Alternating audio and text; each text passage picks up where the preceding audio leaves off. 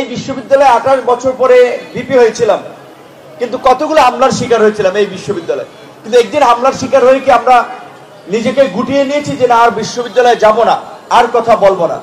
ছাত্রলীগের মতো দানবীয় সংগঠনের বিরুদ্ধে ওপেনলি দাঁড়িয়ে কথা বলেছি, প্রতিবাদ করেছি, যার ফলে আজকে শিক্ষার্থীদের মনে সাহসের সঞ্চার হয়েছিল, বিধায়ী কিন্তু আজকের এই পরিবর্তনটা হয়েছে। সুতরাং পরিবর্তনটা কাউকে না কাউকে শুরু করতে হয়।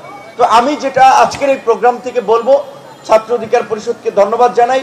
এর আগে আরো কিছু ছাত্র সংগঠনও বেশ কিছু ইতিবাচক সৃজনশীল কর্মকাণ্ড করেছে।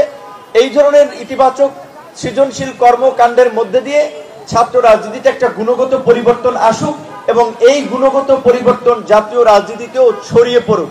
তার জন্য ছাত্র সংসদ নির্বাচনের কোনো বিকল্প নাই।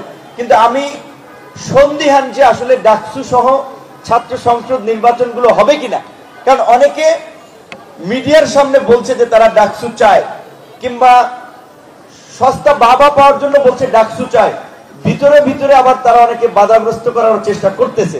কাজেই আমি মনে করি সাধারণ শিক্ষার্থীদের এই বিষয়ে একটা ভূমিকা পালন করার জায়গা আছে।